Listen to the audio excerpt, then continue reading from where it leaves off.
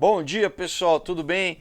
Como vocês estão? Espero que muito bem. Hoje, dia 25 de novembro de 2024, nós vamos para a sétima parte do livro Jogo dos Deuses, do Cal Tekkrib. Se você está acompanhando, você sabe como é bom esse livro. Se você ainda não tá vendo aqui o vídeo pela primeira vez, volta lá, assiste desde do primeiro.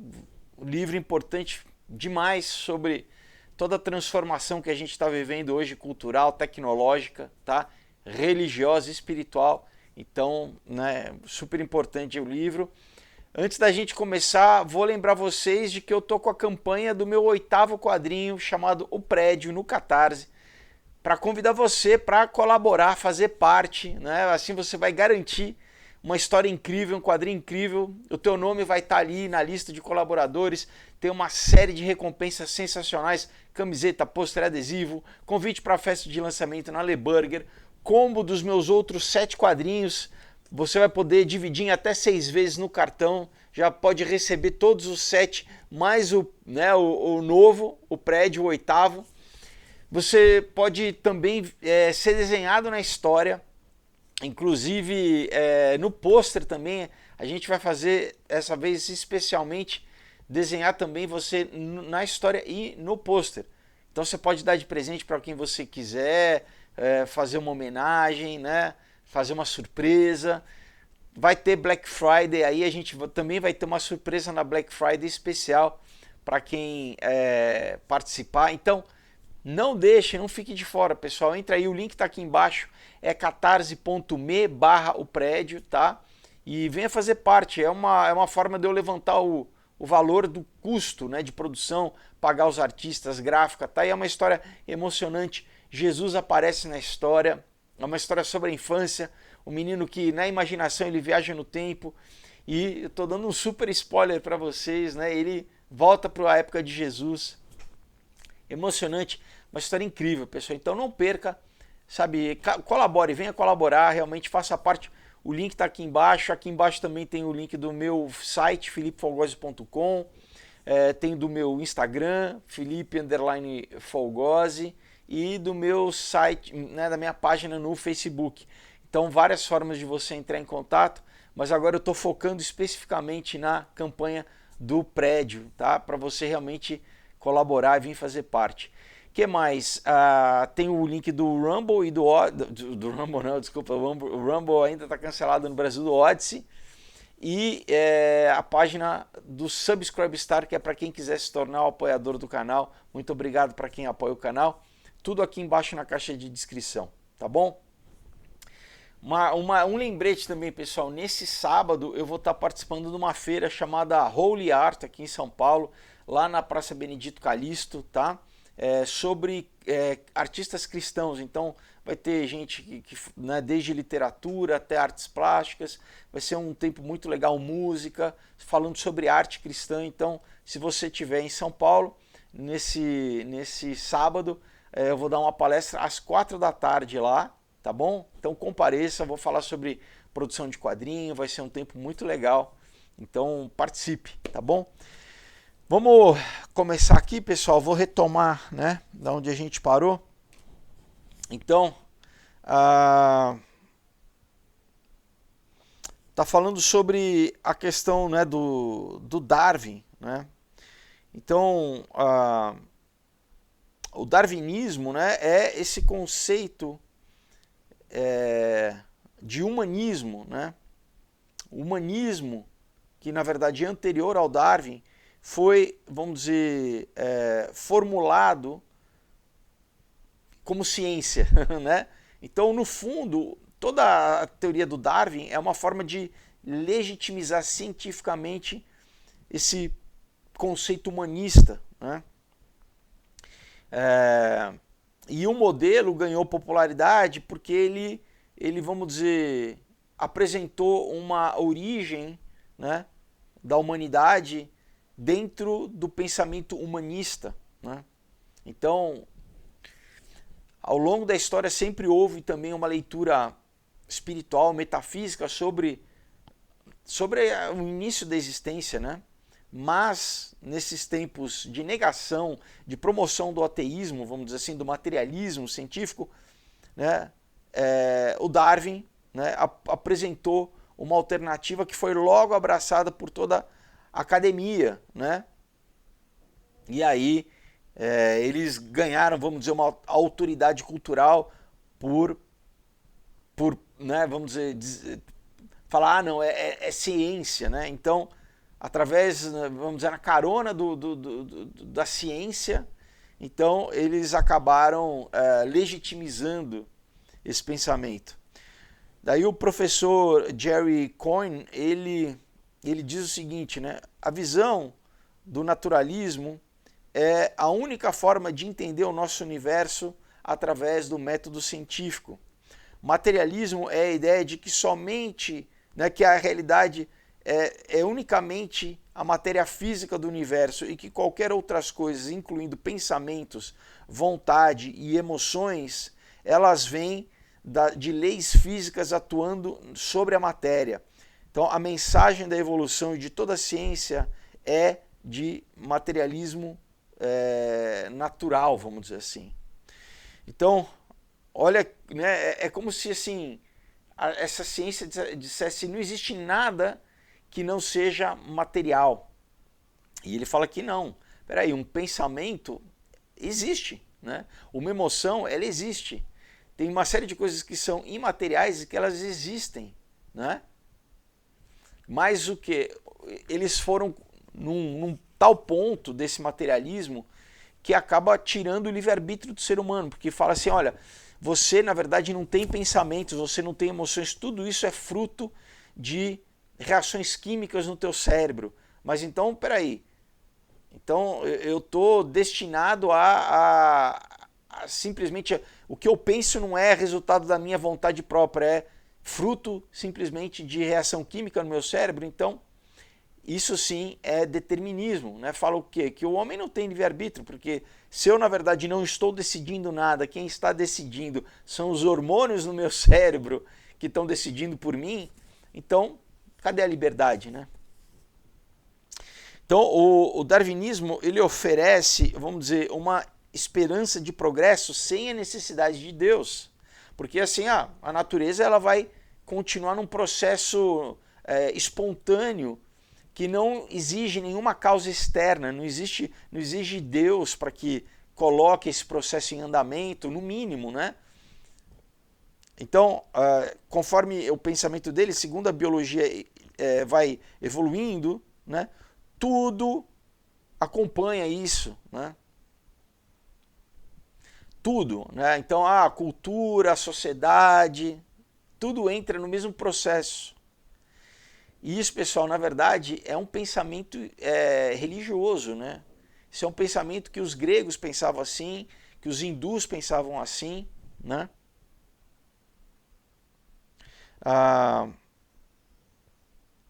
Então, segundo eles, a própria sociedade humana evolui, né? E o homem agora entende o mundo natural, né?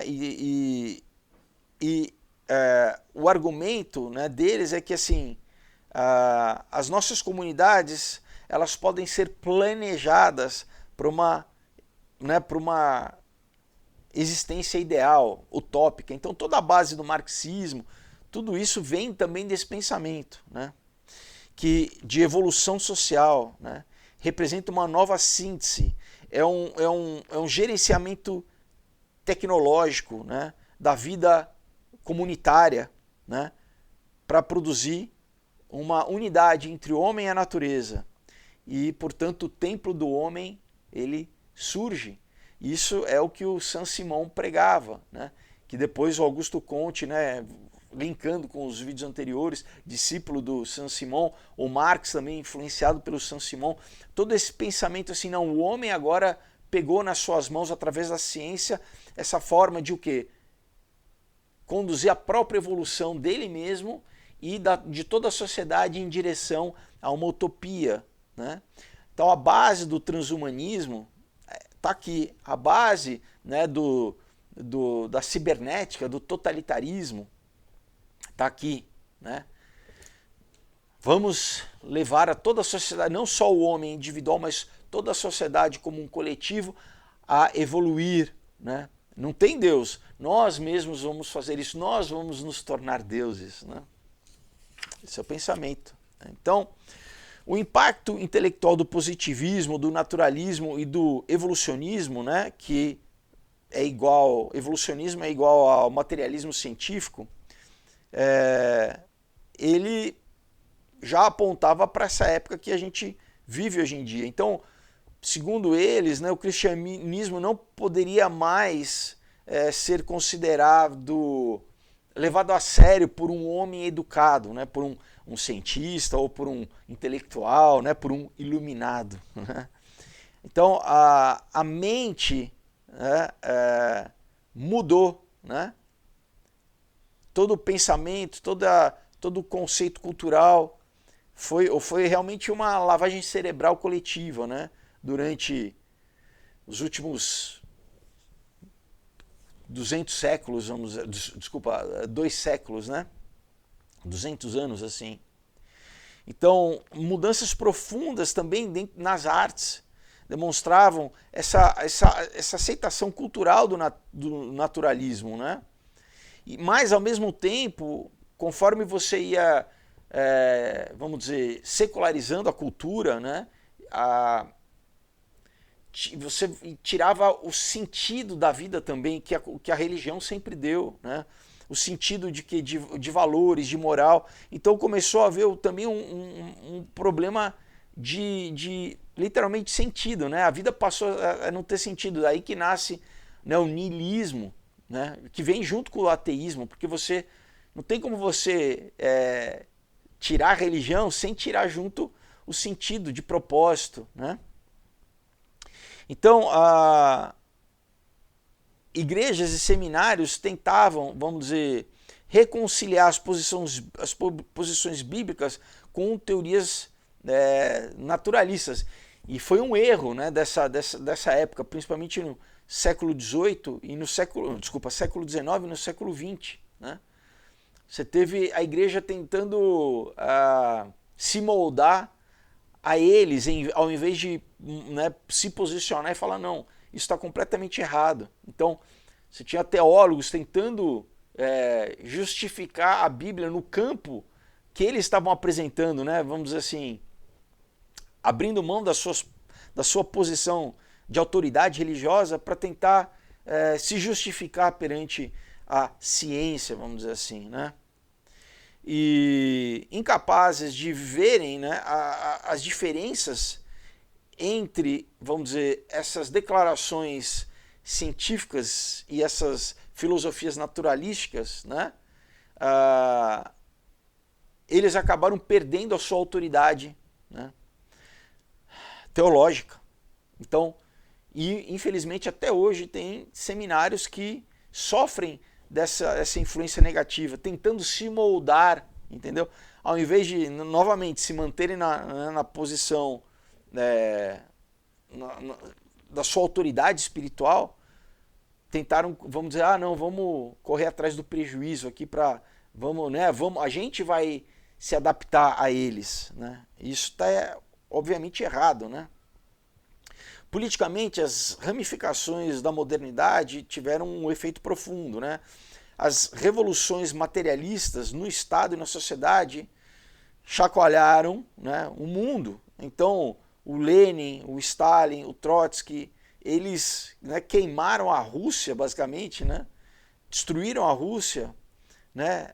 E levantaram no lugar um templo ao materialismo científico, que foi a União Soviética. Então toda a tradição ali, né, ortodoxa, do cristianismo ortodoxo, obviamente, né, o ataque foi esse, né, foi o que? Vamos secularizar a população russa, né? E depois se expandiu não só da população russa, mas para os países de toda a cortina ali de ferro, né, do leste europeu, todos os países que eram cristãos, né?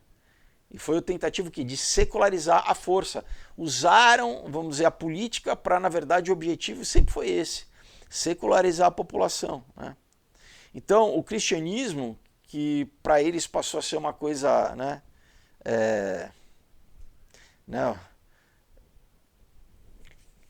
Marx chamava do ópio do povo, né? Mas era uma coisa desprezável para eles, o quê? Passou a ser clandestino, né? As pessoas continua existindo uma igreja clandestina. Você tem, por exemplo, o Richard Wurmbrand, né? Que era, você tem várias histórias de mártires, né? E Richard Wurmbrand era um missionário que trabalhou durante décadas com a igreja primitiva, a igreja subterrânea, clandestina, né, na União Soviética, foi preso, foi torturado, o que contrabandeando Bíblias, né? Por quê? Não adianta, né? Tem perseguição do Estado, é mais ou menos como na Roma Antiga, né? A Roma Antiga perseguiu os cristãos, né, se reuniam nas catacumbas, continuavam se reunindo, né? A igreja nunca deixou de existir, como hoje, né, na China, né, a igreja subterrânea na China, em países muçulmanos também. Então, ao invés de prosperidade, paz e igualdade, os cristãos eles experienciaram repressão e perseguição direta, né? Contrariamente do que os novos ateístas, como o Richard Dawkins, né, diz, uma conexão real existe entre o ateísmo oficial, né, e a brutalidade soviética, né? O partido ele reforçava a visão de mundo ateísta. Agora, por que isso? Né? Que a gente tem que pensar por que isso. Porque, novamente, é muito mais fácil você controlar uma população que vive no hedonismo, que não tem propósito, que só quer saber de pão e circo, entre aspas, né? Que não tem nenhuma visão de que é feita a imagem e semelhança de Deus, né? É muito mais fácil de controlar porque você dá só, né, deixa a pessoa ali presa, viciada, né, seja que for, de forma química, droga ou de, né, lazer, entretenimento, deixa a pessoa, vamos dizer, dopada. A população é muito mais fácil de controlar, né, essa população. O líder revolucionário o Leon Trotsky, ele escreveu o seguinte, né, entre aspas, a religiosidade é irreconciliável com o ponto de vista marxista, né? Nós somos da opinião que o ateísmo, como sendo um elemento inseparável da visão de mundo materialista, é uma condição necessária para a educação teórica dos revolucionários.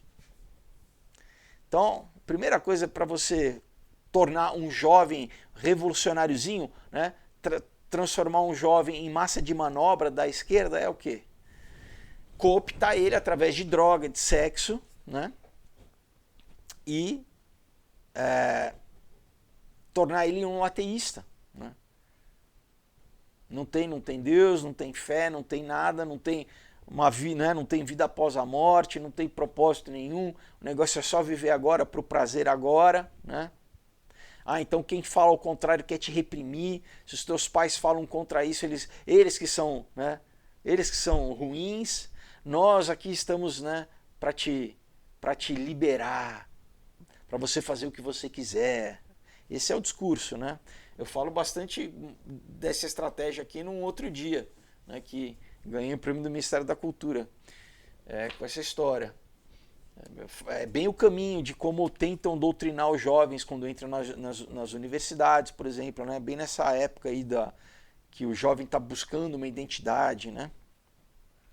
Então, o ex-ateísta, o Peter Hitchens, ele nos lembra que o poder soviético era, né, o oposto da fé em Deus. Era uma fé, vamos dizer, na capacidade da humanidade e no aperfeiçoamento da sociedade humana, basicamente no Estado virando um ídolo, né, pessoal? É igual na Bíblia, né? Lembra Nabucodonosor na Babilônia ali fazendo uma estátua de si mesmo, né? Essa adoração do homem no lugar de Deus, né? Então, nesse paraíso dos trabalhadores, vamos dizer assim, os cristãos, eles passaram a ser o quê? Marginalizados, se tinham sorte, porque muitos eram o quê? Eram martirizados, eram enviados para campo de, gulags, campos de trabalho forçado, né? Então, muitos tiveram as suas propriedades confiscadas, né? Muitos foram aprisionados, forçados aqui a trabalho forçados ou executados, né?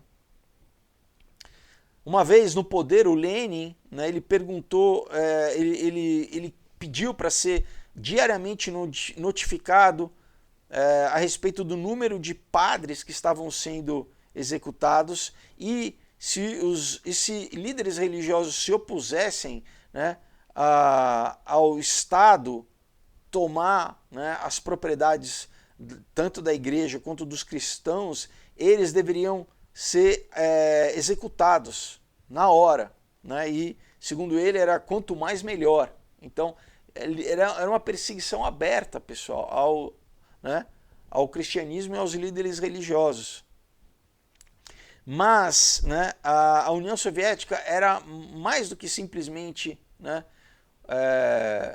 um sistema militante contra Deus, né? Foi o primeiro sistema de Estado nacional no século XX a, vamos dizer, ser construído sobre essa fundação da modernidade, onde tudo era medido conforme um plano, tá? Isso aqui é importante. Então, a gente tem que, por exemplo, né, ele fala que considerar o que o Maurice Indu, né, um correspondente que, vamos dizer, testemunhou, né, o gerenciamento que o Kremlin fazia da vida dos russos na época. Ele diz o seguinte, né, o plano, né, ele sempre tinha um plano, né? Então, os planos, planos de 3 anos, planos de 5 anos, né? Depois no Mao Tse-tung na China também tinha uns planos, enfim. Então o plano, né, era, vamos dizer, reformular a sociedade em um novo molde, né, uma nova sociedade. Então o homem não é mais o centro das coisas. Ele é simplesmente uma peça orgânica de um agregado, né? Ou como os russos diziam, de uma massa, né? Então, as coisas mais básicas da vida do indivíduo, elas deveriam ser submetidas à massa, né?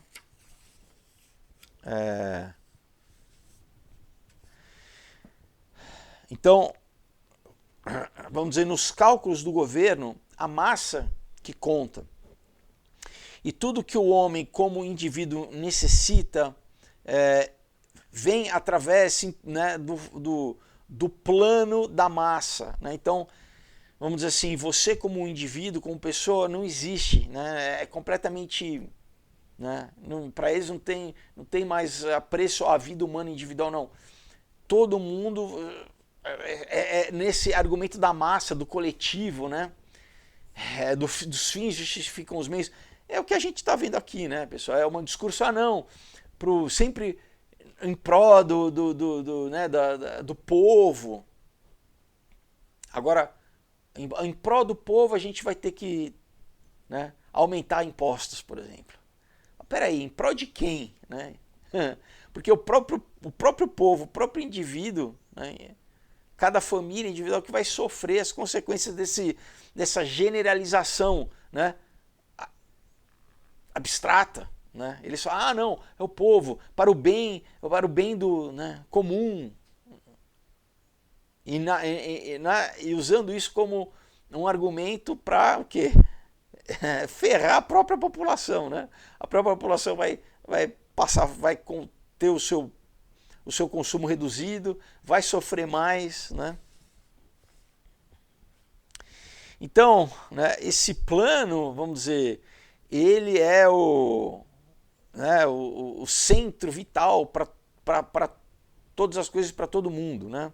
Tudo o que você faz parte do plano. Se você cava um poço, se você planta batata, se você constrói uma parede, se você estuda medicina, tudo faz parte do plano. Se você compra sapato, se você decora a sua casa, como você decora essa casa, né? Se você tem um telefone, se você come tomates enlatados, tudo isso é resultado do tal do plano. Então eu falo assim, não existe nenhuma escola, nenhuma fazenda cooperativa ou uma fábrica que não, que em primeiro lugar não esteja submetida ao plano, né?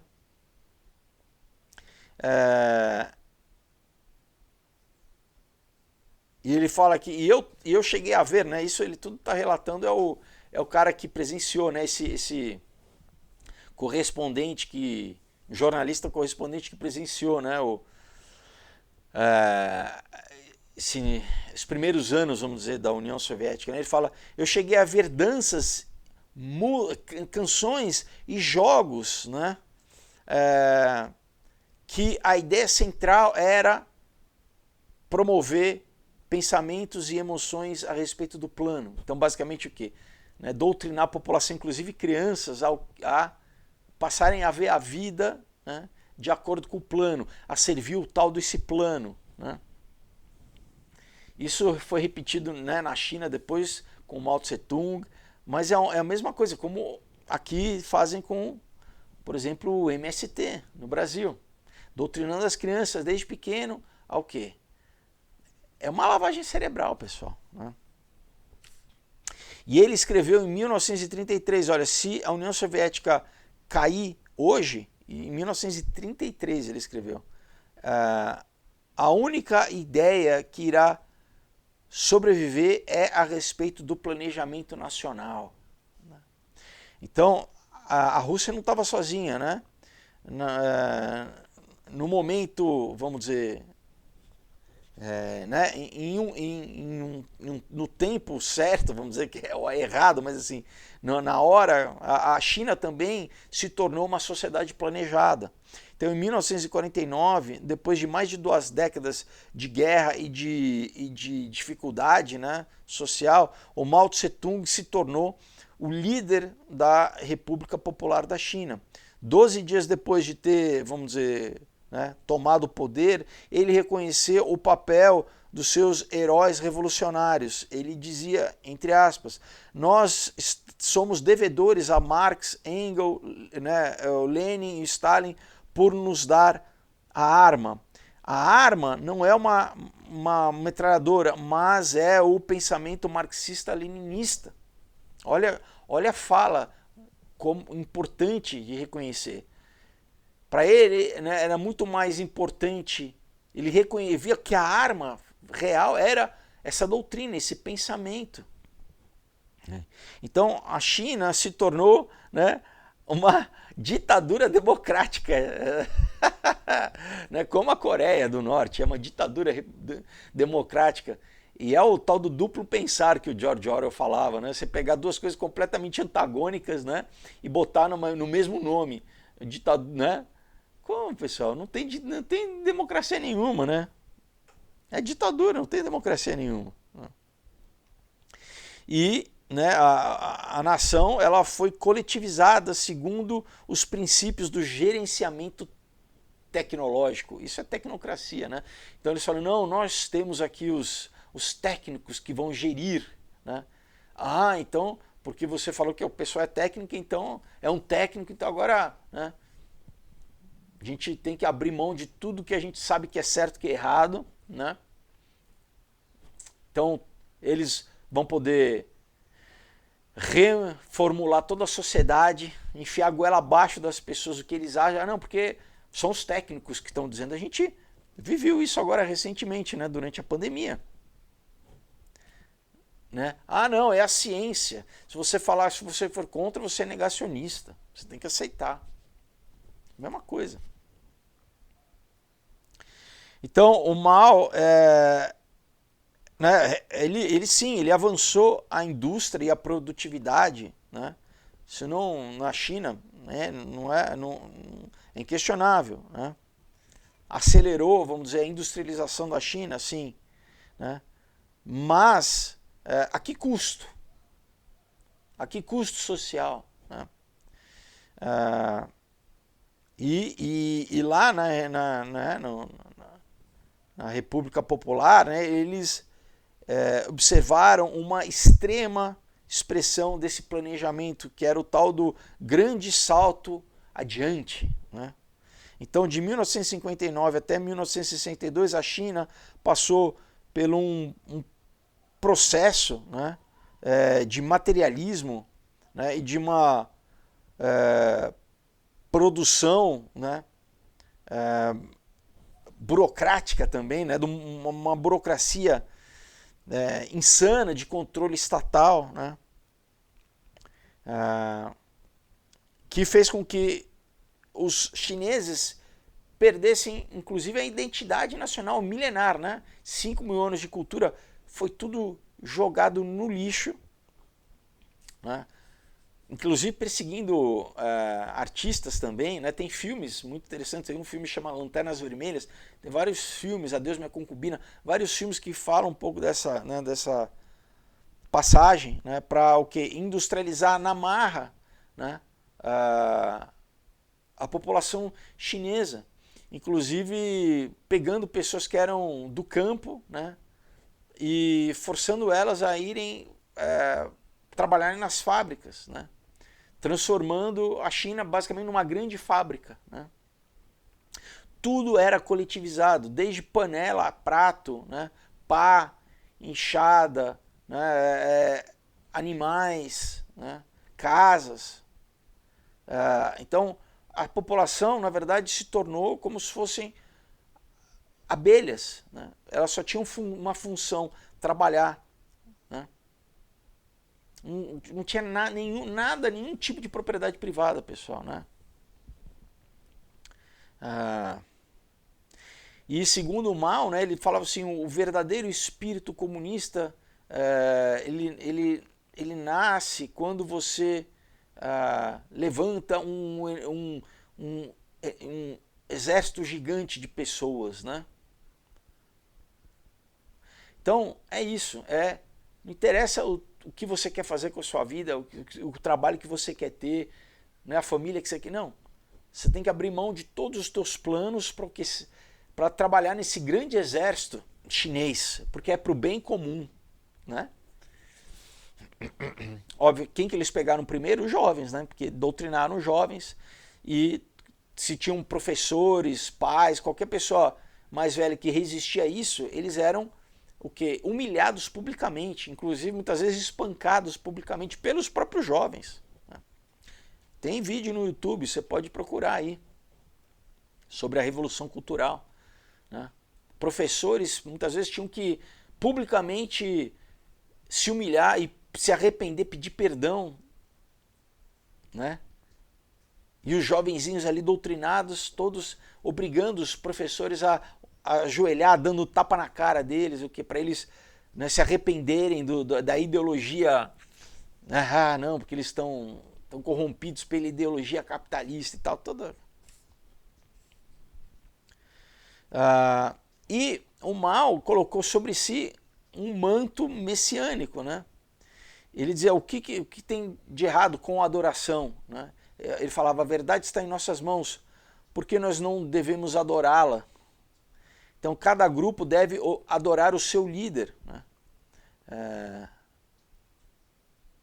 A humanidade era basicamente sacrificada no altar do grande líder. Né? De novo, o que é uma falsa religião. Na Coreia do Norte hoje, pessoal, tem estátuas ali, né, esqueci o nome agora do ditador, do pai, do ditador coreano pai e do ditador coreano filho, esqueci o nome deles agora. Tem estátua deles, pessoal, estátua de ouro deles, gigante, e as pessoas têm que ir lá levar flores e se prostrar pela você fala hoje, igualzinho ao que você lia na Bíblia ali, como eu citei agora no tempo de Nabucodonosor, igual, pessoal. Não tem diferença. Hoje, em 2024, né? Eu fui na Rússia, ali em Moscou, na Praça Vermelha, tem um mausoléu do Lenin. Eles preservaram, está ali ainda.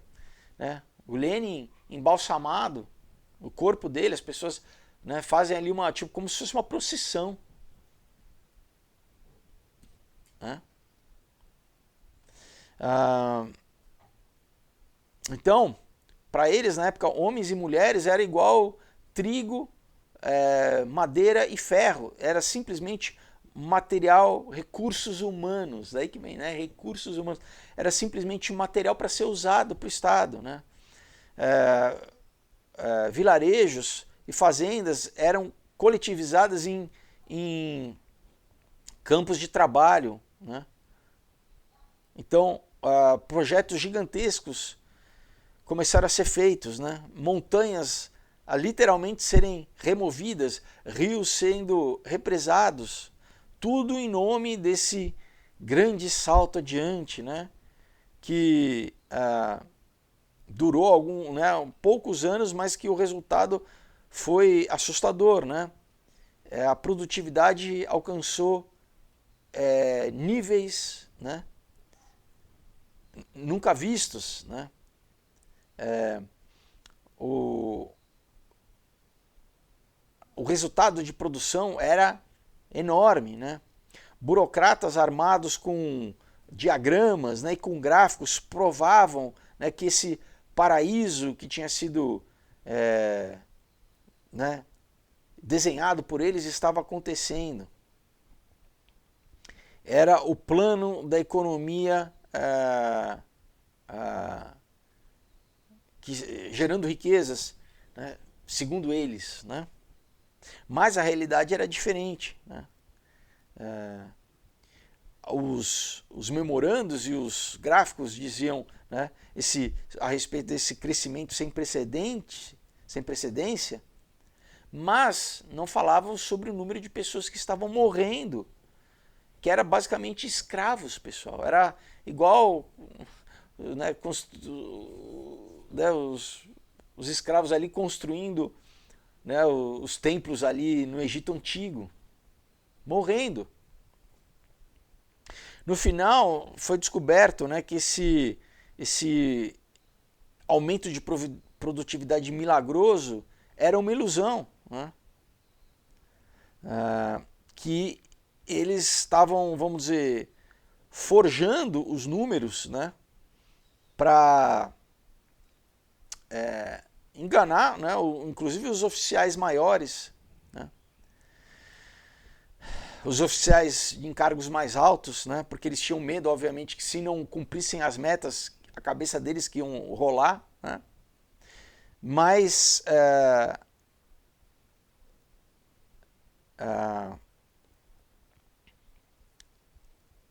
para conseguir, né, manter essas metas, né, os gerenciadores, os gerentes, eles começaram a tentar fazer técnicas, por exemplo, de agricultura que eram impossíveis. Né? Não tinha como, conhecidas como um arado profundo, vamos dizer assim. Né? Vamos dizer, arando o solo até uma profundidade de 6 pés, eu não sei quanto é 6 pés, à mão, né? E tentando fazer uma superfertilização do solo para o que? Maximizar a eficiência e a produtividade. Né? Mas com a coletivização, né, você acabou com qualquer incentivo das pessoas trabalharem. Né? E isso também acabou com o tecido social. Né? Obviamente que a fome chegou. Né? E essa distribuição central de comida, esse planejamento, né, central de distribuição de comida, cada vez mandava menos comida para as pessoas que trabalhavam. Né? Então é menos incentivo ainda, porque, de novo, né, é trabalho escravo, né? As pessoas basicamente trabalhavam até morrer, né?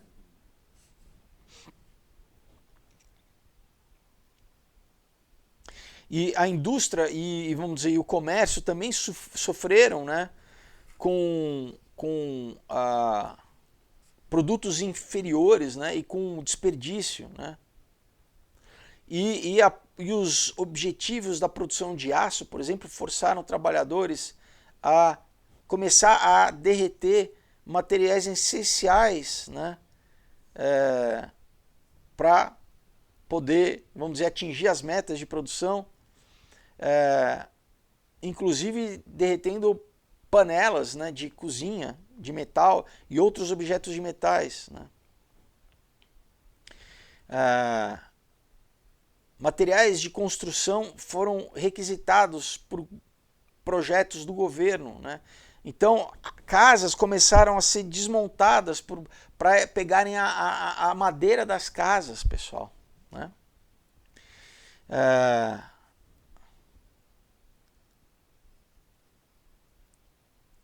Então, casas também de palha e de lama, né?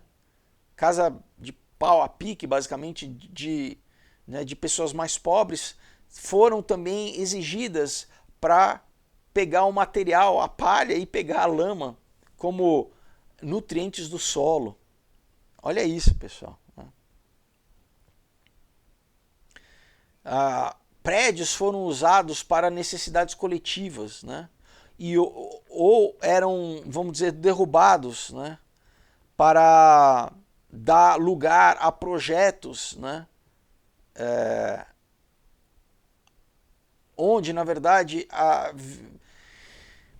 projetos que nunca saíram do papel. Então, muitas vezes, eles demoliam ali um quarteirão, né, porque tinham, né, um projeto de aceleração e tal, e às vezes não conseguiam executar, né. O historiador Frank de Cotter descreve esse grande salto, né, adiante como a maior demolição de propriedade na história humana. E junto com isso vem destruição da própria história da cultura chinesa, né? Milhões de chineses foram movidos, né, tirados de suas casas, né? E a grande maioria foi forçada a trabalhar até a morte. Em 5 anos, aproximadamente 45 milhões de pessoas morreram de fome e outras, né, fome, doença, né, e outras causas relacionadas ao plano, né. Então, a visão do mal de modernidade reduziu a população chinesa a simplesmente um recurso, né? Um recurso, né? A vida das pessoas foi transformada numa commodity, né? Em um objeto para o cumprimento dessa grande visão.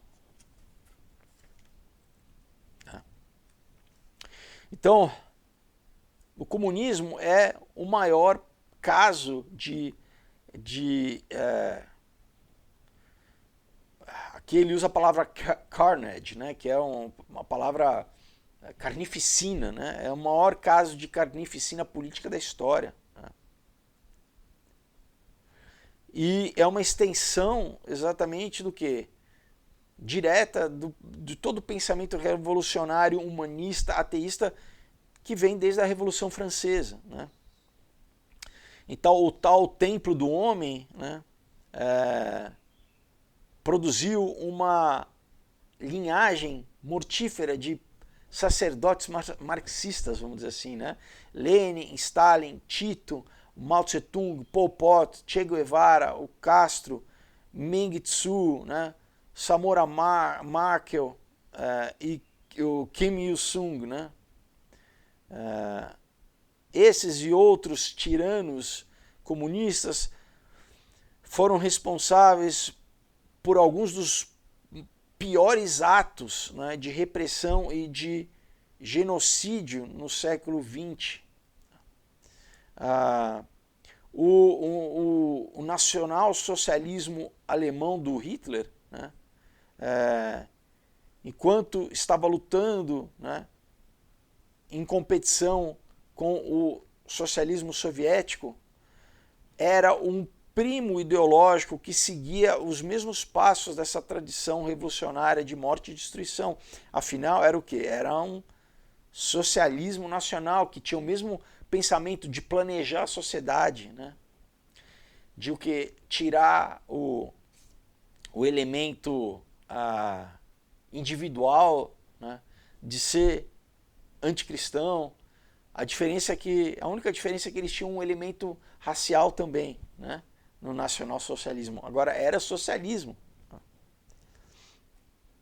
Então as maiores diferenças existentes entre o nazismo e comunismo, né,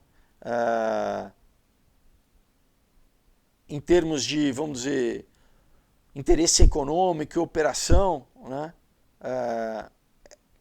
não tinha, porque ambos tinham similaridades em termos de, né, uma vontade coletiva, planejamento central, né, estilo de liderança, né, um partido único e de gerenciamento de massa, né. Quando o Robert K. Serling perguntou ao Alfred Rosenberg, né, um proeminente teórico nazista, qual era a diferença básica entre o comunismo e o nacionalsocialismo, o Rosenberg disse: nós somos alemães e eles são russos, e essa é a única diferença. Né? O historiador francês e teólogo Jacques Ellul, ele escreveu, entre aspas, né, os métodos do Hitler, eles vêm diretamente dos preceitos leninistas. E, da mesma forma, o stalinismo aprendeu várias lições e técnicas dos nazistas. Mesma coisa, pessoal, né? O mesmo pensamento, né? A mesma influência. A gente traça, né? De novo, Hegel, Marx, né? Saint-Simon, né? Augusto Comte, mesma gênese de pensamento. Então, ambos sistemas, né, o comunismo e o nazismo, foram construídos ao redor de quê? De técnicas coletivistas da sociedade, né? Mas a modernidade no século XX também ela envolveu o que? Guerra, né? E isso explodiu em todo o mundo a partir de 1914, Primeira Guerra Mundial, né? Então a Primeira Guerra, né, conhecida como a Grande Guerra, ofereceu uma terrível visão a respeito do tal progresso tecnológico e coletivo, né? Foi a conversão de centenas de milhares de indivíduos transformados em combatentes, né? Num vasto projeto cooperativo, num vasto esforço cooperativo, onde o bem da unidade era sacrificado para o bem do coletivo, e onde todo o poder industrial e toda a maquinaria da nação foi focada para a guerra. Então, antes da guerra começar, a ciência e a indústria eram consideradas, né, como fontes, né, como cornucópias, assim como fontes de riqueza, né, e como provedores de muitos, né, presentes maravilhosos, né? Então, saindo ali da segunda revolução industrial, então a visão da população era que, olha que maravilha, né? O que a tecnologia, né, está nos trazendo. Mas logo que começa a guerra, caiu a ficha, né? Que milhões e milhões de pessoas passaram a ser mortas exatamente pela essa mesma tecnologia. Né? Então, nas batalhas iniciais, né, que os soldados franceses marchavam, né, no campo com seus casacos vermelhos, né, e os oficiais, né, trajados de negro e dourado, né, isso remetendo à forma como as guerras eram lutadas antes vamos dizer, da maquinização da guerra, né? Eles o que foram dizimados, né? Mudou o conceito de guerra. Então eles começaram, né? Os uniformes, tudo aquilo era o que era o alvo perfeito para as metralhadoras, né? Então eles começaram a ter que, né, obviamente, mudar toda a forma de combate, inclusive, né? Ele cita aqui o Samuel P. Wilson, que era um químico de explosivos, né, para a Marinha Americana durante a Primeira Guerra Mundial, que observou o seguinte, né?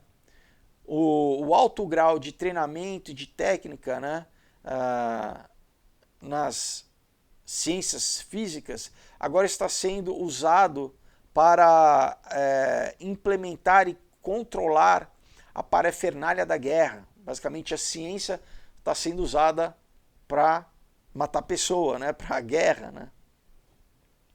Então, as campanhas atuais, as campanhas, né, de batalha, entre forças opostas, são, na verdade, de técnicos, né? E os campos de batalha passaram a ser os seus laboratórios. Então, a batalha de Verdun, de Vimy, de Somme, Ypres e muitos outros campos de batalha, né, na Primeira Guerra testemunharam novas tecnologias de aniquilação, metralhadoras, tanques, artilharia avançada, né, e gases, também guerra química, né, gás mostarda. Então, o assassinato se tornou mecanizado, se tornou eficiente, tudo com isso, né? Vocês estão entendendo? A implementação da eficiência, inclusive, né, em como matar mais gente, de forma mais eficiente. Então, quase que um século depois dessa guerra, né,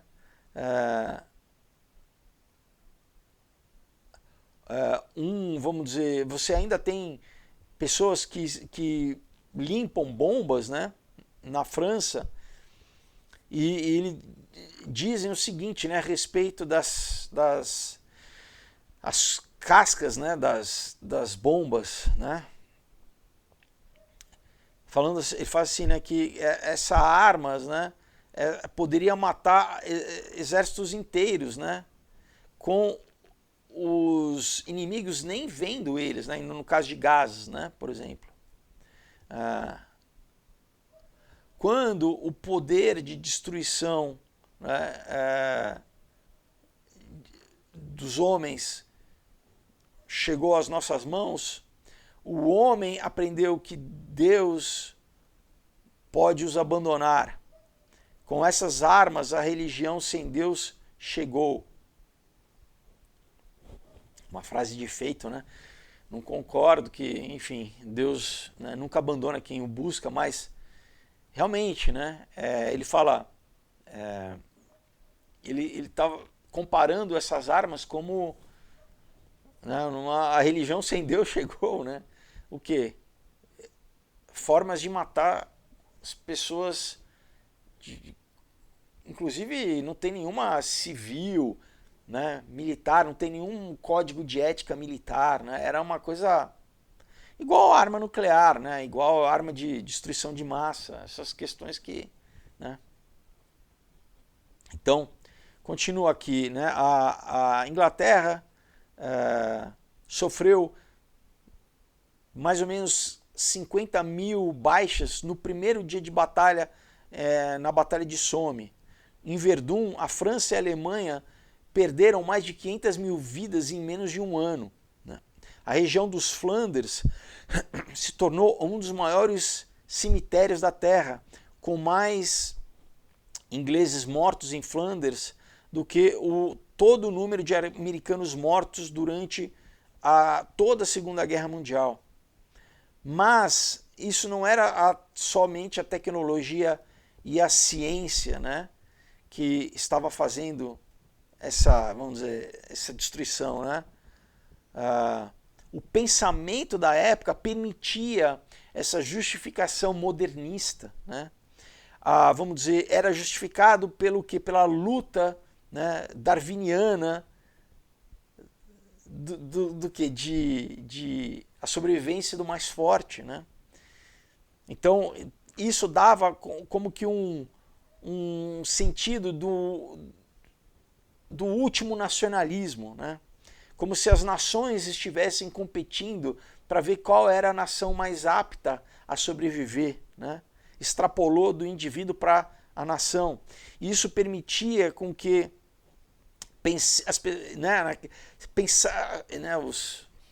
os políticos, os militares, enfim, pensassem a guerra como parte de um progresso civilizatório. Vocês estão entendendo como é demoníaco isso, né? Então, o naturalismo foi aplicado para esse impulso evolucionário da civilização. Então, né, não, a guerra então é uma coisa boa, porque é uma competição, né, o mais fraco vai perder, só o mais forte vai sobreviver, né?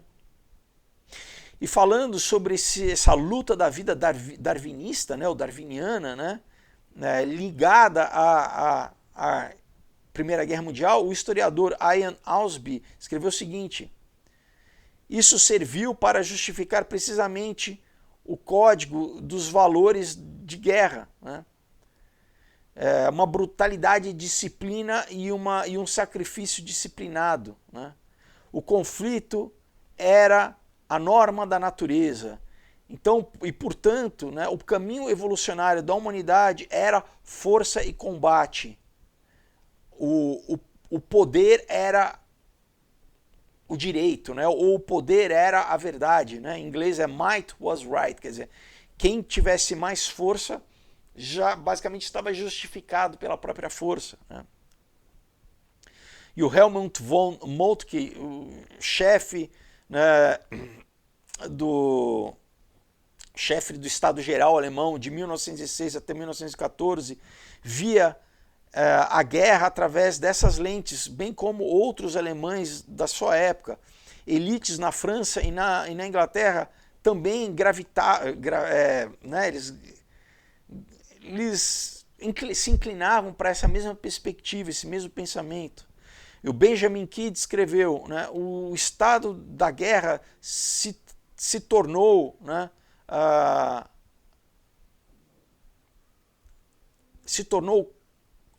passou a ser falado contra, né, a humanidade, não como uma vergonha, né,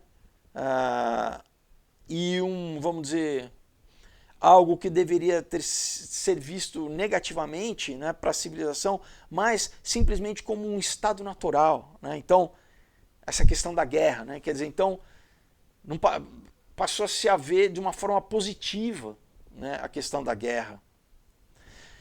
A gente encerra nosso vídeo hoje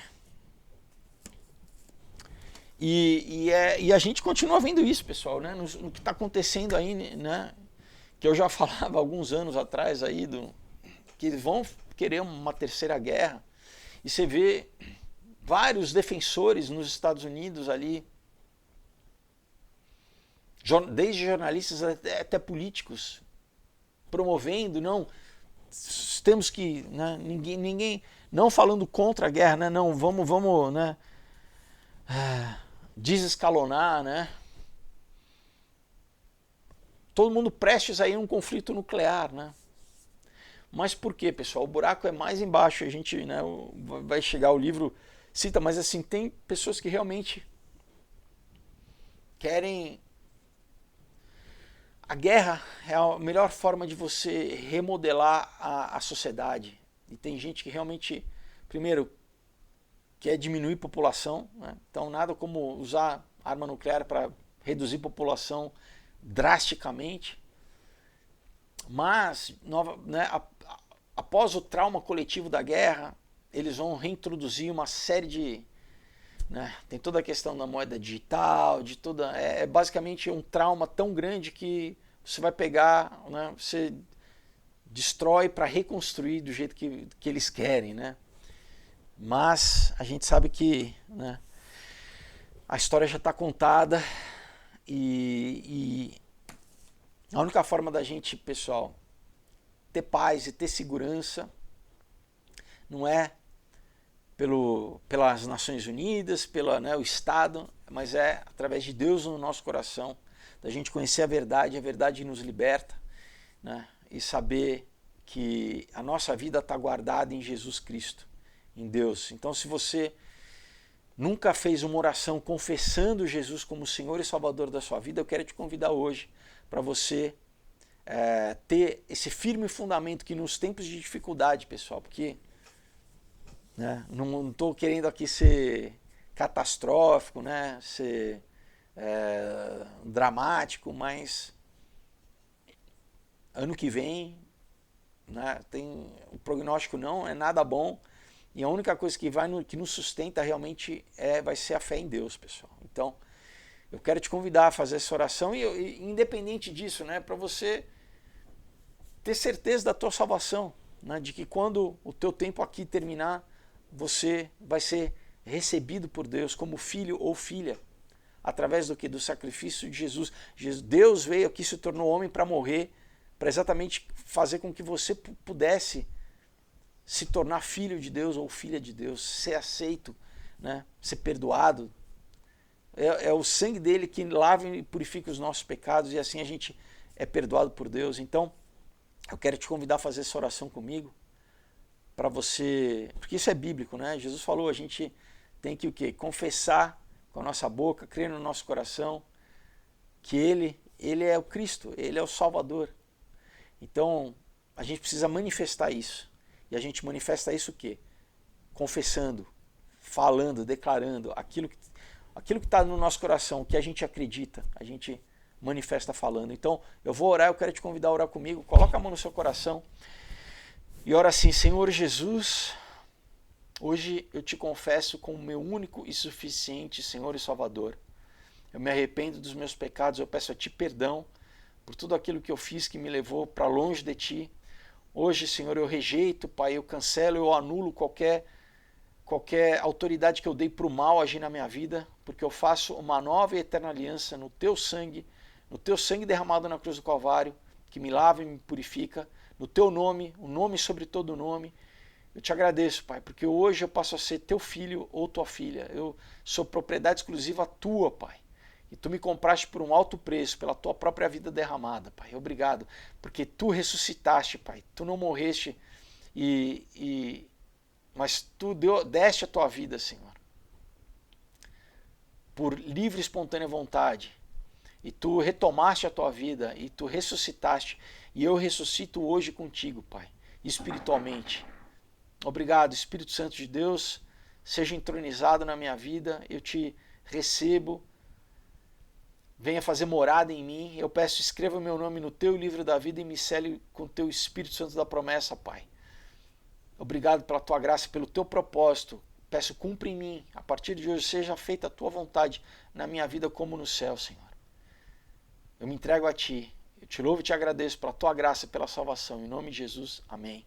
Se você fez essa oração com sinceridade, a Bíblia é o nosso documento sobrenatural que te assegura da tua real natureza, que é espiritual agora. O Espírito Santo habita em você, você é uma nova criatura, as coisas velhas já passaram, eis que se fizeram novos, os pecados, os traumas, tudo isso ficou para trás. Agora você vai poder viver em novidade de vida. O que você precisa fazer é comprar uma Bíblia, passar a ler diariamente, ter uma rotina de leitura, de oração diária, para ter comunhão com Deus, amém? E buscar uma igreja para você estar inserido no corpo de Cristo aqui na terra, uma igreja que pregue a Bíblia, né? Cuidado com falsas igrejas, com igrejas, né, que promovem lacração, ideologia de gênero, ou igrejas que são, na verdade, são seitas, não são igrejas que negam a divindade de Jesus ou a humanidade de Jesus, ou que promovem, sabe, outros livros, outras revelações, outros profetas modernos. né? Então, quando você for visitar, ora, né? Vá visitar, conhecer uma igreja, ora e peça a Deus que Ele te leve a uma igreja onde Ele seja glorificado, o nome dele seja exaltado, né? E a Bíblia seja pregada. Amém? Então, pessoal, a gente encerra o nosso vídeo de hoje. Novamente, lembro vocês da campanha do prédio no Catarse. Participe, colabore, entre aqui, o link está aqui embaixo. Escolha lá, tem vários valores. Você pode dividir em até 6 vezes no cartão, tá? O importante é você participar, tá bom? Lembro que vocês, olha, vão poder também, né, já levar o combo das 7 outras HQs, né, não precisa ser todas, mas tem vários combos lá que você pode escolher, tá? Mas o importante é você participar, colaborar. E é isso, pessoal, a gente encerra o nosso vídeo. Nos vemos quinta-feira. Desejo uma excelente semana para vocês. Deus abençoe. Até a próxima. Tchau.